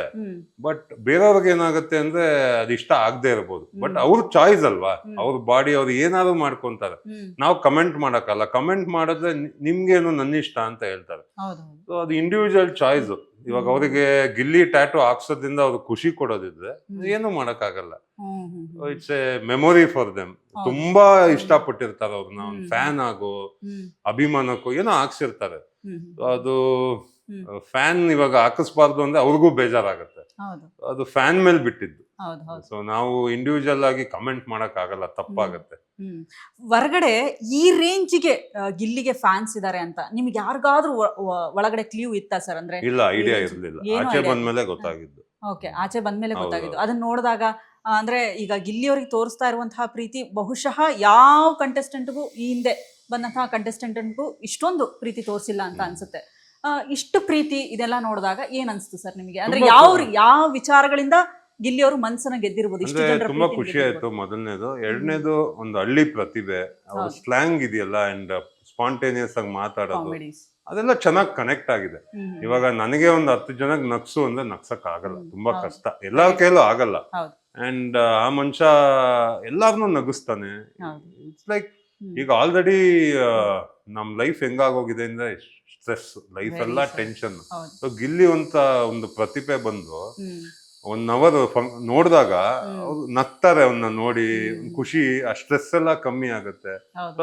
ಆ ಕಾರಣದಿಂದ ಫುಲ್ ಕನೆಕ್ಟ್ ಆಗಿದ್ದಾರೆ ಅಂತ ನನಗನ್ಸುತ್ತೆ. ಓಕೆ.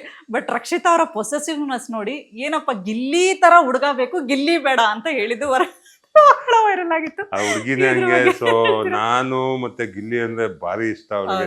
ನನ್ನೂ ಬಿಡ್ಕೊಡ್ತಿರ್ಲಿಲ್ಲ, ಅವನ್ನೂ ಬಿಡ್ಕೊಂತಿರ್ಲಿಲ್ಲ. ಏನೋ ಅವಳಿಗೆ ಇಷ್ಟ, ಗಿಲ್ಲಿ ತರ ಹುಡುಗ ನಂಗೆ ಬೇಕು ಅಂತ. ಬಟ್ ಲಾಸ್ಟ್ ಗೆ ಆಸ್ ಎ ಫ್ರೆಂಡ್ ಅಂತ ಹೇಳೋಳು. ಸೊ ಈ ಕ್ವಶನ್ ನೀವು ತುಂಬಾ ಡೀಪ್ ಆಗಿ ಕೇಳ್ಬೇಕು ಅಂದ್ರೆ ರಕ್ಷಿತಾನೇ ಕೇಳ್ಬೇಕು, ಇಲ್ಲ ಗಿಲ್ಲಿನೇ ಕೇಳ್ಬೇಕು. ಗಿಲ್ಲಿ ಕಾವ್ಯದು ಇದೆ ಸರ್, ಏನ್ ಹೇಳ್ತೀರಾ?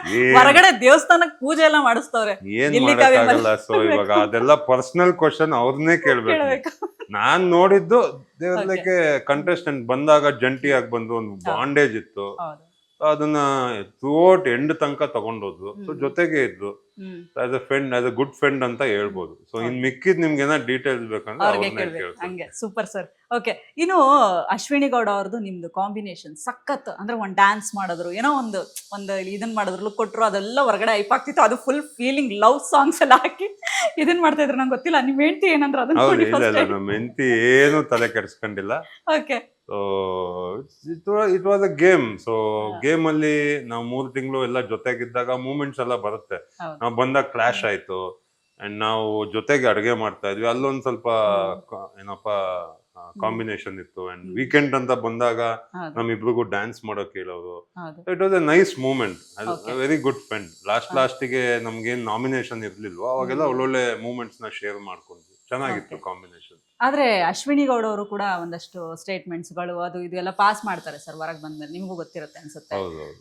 ಏನ್ ಹೇಳ್ತೀರಾ ಅದ್ರ ಬಗ್ಗೆ? ಅಂದ್ರೆ ಆತರ ಮಾತಾಡಿ ತಪ್ಪು ಅಂತ ಹೇಳಿ ಏನಿಲ್ಲ. ಇವಾಗ ಮನೆಯಲ್ಲಿ ಮಾತಾಡಿದ್ರೆ ಇಟ್ಸ್ ಎ ಗೇಮ್ ಅಂತ ಹೇಳ್ಬೋದು. ಯಾಕಂದ್ರೆ ಒಪಿನಿಯನ್ ಚೇಂಜ್ ಆಗ್ತಾ ಇರುತ್ತೆ. ಅಲ್ಲಿ ನಮಗೂ ಕನ್ಫ್ಯೂಷನ್ ಇತ್ತು, ಯಾಕಂದ್ರೆ ಅವ್ರು ಹೇಳಿದ್ನ ಯಾವಾಗೂ ಫಾಲೋ ಮಾಡ್ತಾ ಇರ್ಲಿಲ್ಲ. ಬಟ್ ಆಚೆ ಬಂದು ಇವಾಗ ಮಾತಾಡಿದ್ರೆ ಅದು ಡೆಫಿನೆಟ್ಲಿ ತಪ್ಪಾಗುತ್ತೆ. ಯಾಕಂದ್ರೆ ವಿನ್ನರು ಎಲ್ಲರಿಗೂ ಗೊತ್ತಾಯ್ತು, ಈಗ ಗಿಲ್ಲಿನೇ ವಿನ್ನರು ಅಂತ. ಆಚೆ ಬಂದ್ಮೇಲೆ ನಾನ್ ವಿನ್ ಆಗ್ಬೇಕಾಗಿತ್ತು, ವೋಟಿಂಗ್ ರಾಂಗ್ ಇದೆ, ಎಲ್ಲೋ ಅದು ಸರಿ ಬರಲ್ಲ. ಸೊ ನನಗೂ ಇಷ್ಟ ಆಗಿಲ್ಲ. ಮೇ ಬಿ ಅವರು ಆ ವ್ಯಕ್ತಿತ್ವನ ಮತ್ತೆ ಹಂಗೆ ಕ್ಯಾರಿ ಮಾಡ್ತಾ ಇದಾರೆ ಅಂತ ಅನಿಸ್ತಾ ಇದೆ. Super sir. ಇನ್ನು ಹೊರಗಡೆ ಬಂದ್ಮೇಲೆ ಯಾರನ್ನ ಕಾಂಟ್ಯಾಕ್ಟ್ ಮಾಡಿದ್ರಿ? ಮತ್ತೆ ಏನಾದ್ರು ಎಲ್ರು ಮೀಟ್ ಆಗೋ ಚಾನ್ಸಸ್ ಇದೆನಾ? ಪಾರ್ಟಿ ಎಲ್ಲ ಮಾಡೋ ಚಾನ್ಸಸ್ ಇದೆನಾ, ಹೇಗೆ ಅಂತ? ಒಳಗಡೆ ಅಂತೂ ತುಂಬಾ ಪ್ಲಾನ್ ಮಾಡ್ತಾ ಇದ್ವಿ. ಬಟ್ ಆಚೆ ಬಂದಾಗ ಜಾಸ್ತಿ ಮಾತಾಡ್ತಿರೋದು ರಕ್ಷಿತಾ ಜೊತೆ, ಅಂಡ್ ಸೂರಜ್, ಧನುಷ್. ದಿನ ಕಾಲ್ ಮಾಡ್ತಾರ ರಕ್ಷಿತಾ ಅಂತೂ ಯಾವಾಗೂ ಕಾಲ್ ಮಾಡ್ತಾ ಇರ್ತಾಳೆ. ಅದ್ ಬಿಟ್ರೆ ಧನುಷ್, ಸೂರಜ್, ನೆನ್ನೆ ಸ್ಪಂದನ ಸಿಕ್ಕಿದ್ಲು, ಕಾವ್ಯ ಸಿಕ್ಕಿದ್ಲು. ಬಟ್ ತುಂಬಾ ಕಾಂಟ್ಯಾಕ್ಟ್ ಅಲ್ಲಿ ಇರೋದು ರಕ್ಷಿತಾ. ಆಬ್ವಿಯಸ್ಲಿ ಸರ್, ನಮ್ಗೆ ಗೊತ್ತು, ಹೊರಗಡೆ ಬಂದಾಗ್ಲೂ ಆ ಬಾಂಡ್ ಹಂಗೆ ಇರುತ್ತೆ. ಗಿಲ್ಲಿಗೆ ಮುಂಚೆನೆ ಹೇಳಿದ್ದೆ, ನೀನ್ ಆಚೆ ಹೋದ್ಮೇಲೆ ಅಷ್ಟೇ ಕಣ ಕೈಗೆ ಸಿಗಲ್ಲ, ಫೋನು ಮಾಡಲ್ಲ ಅಂತ ಹೇಳಿದ್ದೆ. ಅದು ಹಂಗೆ ಆಗ್ತಾ ಇದೆ. ಇನ್ನ ಕಾಂಟ್ಯಾಕ್ಟ್ ಮಾಡಿಲ್ಲ ಅಥವಾ ಮಾತಾಡಿಲ್ಲ, ನೋಡೋಣ ಅದು ಯಾವಾಗ ಟೈಮ್ ಬರುತ್ತೆ ಅಂತ. ಓಕೆ, ಇನ್ನು ಏನೇನೆಲ್ಲ ಪ್ಲಾನ್ಸ್ ಇದೆ ರಘು ಸರ್ದು? ಅಂದ್ರೆ ಫ್ಯೂಚರ್ ಪ್ಲಾನ್ಸ್ ಏನಿದೆ? ಯಾಕಂದ್ರೆ ಹೇಳ್ತಾ ಇದ್ರಿ ಮೂವಿನಲ್ಲೇ ಕಂಟಿನ್ಯೂ ಆಗ್ಬೇಕು ಅಂತ. ಇಲ್ಲ, ನನ್ನ ಮೇನ್ ಪ್ಲಾನ್ ಮೂವಿ, ಸೆಕೆಂಡ್ ಬಂದು ಕುಕಿಂಗ್, ಅದೊಂದಿದೆ. ರೆಸ್ಟೋರೆಂಟ್ ಓಪನ್ ಮಾಡ್ಬೇಕು ಅಂತ ಇದ್ದೀನಿ. ಇಷ್ಟಲ್ಲೇ ಅದೇ ನೋಡೋಣ. ಇದೆಲ್ಲ ಪ್ಲಾನಿಂಗ್ ಈ ವೀಕ್ ಅಲ್ಲೇ ಲಾಂಚ್ ಮಾಡ್ಬೇಕು ಅಂತ ಇದ್ದೀನಿ. ಅಂದ್ರೆ ಈ ವೀಕ್ ಅಲ್ಲೇ? ಹೌದೌದು, ಮ್ಯೂಟೆಂಟ್ ಶೆಫ್ ಅಂತ. Mutant chef. ಸೊ ಇದನ್ನ ಈ ವೀಕ್ ಅಲ್ಲಿ ಲಾಂಚ್ ಮಾಡ್ತೀನಿ. ವೆಜಿಟೇರಿಯನ್, ನಾನ್ ವೆಜ್ ಎಲ್ಲ ಸರ್? ವೆಜ್ ಮಾಡಿ ನನ್ಗೆ ಏನೇನ್ ಬರುತ್ತೋ ಎಲ್ಲ. ಸ್ಪೆಷಲಿ ಬಿಗ್ ಬಾಸ್ ಅಲ್ಲಿ ಏನೇನ್ ಮಾಡೋದ್ನೋ ಅದನ್ನೆಲ್ಲ ಫಸ್ಟ್ ಮಾಡ್ತೀನಿ. ಓಕೆ, ಅಂದ್ರೆ ಆ ರೆಸ್ಟೋರೆಂಟ್ ಅಲ್ಲಿ ನೀವೇನ್ ಬಿಗ್ ಬಾಸ್ ಮನೇಲಿ? ಯಾಕಂದ್ರೆ ಬಿಗ್ ಬಾಸ್ ಅಲ್ಲಿ ಏನು ಇರ್ಲಿಲ್ಲ, ಅದನ್ನ ಹಿಡ್ಕೊಂಡು ಅಡ್ಗೆ ಮಾಡ್ತಿದ್ದೆ, ತುಂಬಾ ಟೇಸ್ಟಿ ಆಗಿ ಮಾಡ್ತಾ ಇದ್ದೆ. ಅದನ್ನ ಸ್ಟಾರ್ಟ್ ಮಾಡ್ತೀನಿ. ಅದು ನಮಗೆ ಇನ್ನೊಬ್ರು ಯಾರು ಹೇಳ್ತಿದ್ರು, ನಮಗೂ ಅನ್ಸುತ್ತೆ, ರಘು ಸರ್ ಮಲ್ಟಿ ಟ್ಯಾಲೆಂಟೆಡ್. ಏನೇ ಒಂದು ವಿಚಾರ ಹೋದ್ರು ಅದನ್ನ ಆ ವಿಚಾರನ ಡೀಪ್ ಆಗಿ ತಿಳ್ಕೊತಾರೆ, ಆ ತರ ವ್ಯಕ್ತಿ. ಈಗ ನಾವೇನೋ ಅರ್ಧ ತಿಳ್ಕೊಂಡು ಬಿಡೋ ಸಾಕು ಬೋರ್ ಆಯ್ತು ಅಂತೀವಿ. ಬಟ್ ರಘು ಸರ್ ಹಂಗಲ್ಲ, ಏನೋ ಒಂದು ವಿಚಾರ ಮಾಡ್ತಿದ್ದಾರೆ ಅಂದ್ರೆ ಅದನ್ನ ಡೀಪ್ ಆಗಿ ತಿಳ್ಕೊತಾರೆ ಅಂತ. ಹೌದಾ ಸರ್? ಮೊದ್ಲಿಂದಾನು ಹಿಂಗೇನಾ ರಘು ಸರ್? ಅಂದ್ರೆ ನಾನೊಂದು 4 ಡಿಫ್ರೆಂಟ್ ಕೆರಿಯರ್ ಮಾಡ್ಕೊಂಡೇ ಬಂದಿದ್ದೀನಿ. ನಾ ಒಂದ್ ಕೆರಿಯರ್ ಅಲ್ಲಿ ಇಲ್ಲ. ನಾನು ಒಬ್ಬ ಆರ್ಟಿಸ್ಟ್, ಆರ್ಟ್ ಮಾಡ್ಕೊಂಡ್ ಬರ್ತಾ ಇದ್ದೆ. ಅಂಡ್ 15 ವರ್ಷ lot of Hollywood international movies ಅಲ್ಲಿ ಕೆಲಸ ಮಾಡಿದ್ದೀನಿ. DI ಮಾಡಿದ್ದೀನಿ, ಎಡಿಟಿಂಗ್ ಮಾಡಿದ್ದೀನಿ, ಲೈಟಿಂಗ್ ಮಾಡಿದ್ದೀನಿ, ದೆನ್ ಕುಕಿಂಗ್ ಅಲ್ಲಿದ್ದೆ, ಫಿಟ್ನೆಸ್ ಅಲ್ಲಿದ್ದೆ, ಅಂಡ್ ಆಕ್ಟಿಂಗ್ ಮಾಡ್ತಾ ಇದ್ದೀನಿ. ಸೊ ಏನೇ ಮಾಡಿದ್ರು ಐ ಗೋ ಡೀಪ್. ಅಂದ್ರೆ ಅದನ್ನ ಪರ್ಫೆಕ್ಟ್ ಆಗಿ ಮಾಡ್ಬೇಕು ಅಂತ ಆಸೆ ನನಗೆ. ಅರ್ಧಂಬರ್ಧ ಮಾಡಕ್ ಇಷ್ಟ ಇಲ್ಲ. ಸೊ ಏನಾದ್ರು ತಿಳ್ಕೊಬೇಕು ಅಂದ್ರು ಅಷ್ಟೇ. ಅಲ್ಲೆಲ್ಲಾರ್ಗು ನಾನು ಏನ್ ತಿಳ್ಕೊಂಡಿದೀನಿ ಅದ್ರ ಬಗ್ಗೆ ಎಲ್ಲ ಮಾತಾಡುವಾಗ ಅವ್ರು ಹೇಳೋರು, ಏನ್ ಎಲ್ಲಾ ಬಗ್ಗೆನೂ ನೀವು ತಿಳ್ಕೊಂಡಿದೀರಾ ಅಂತ.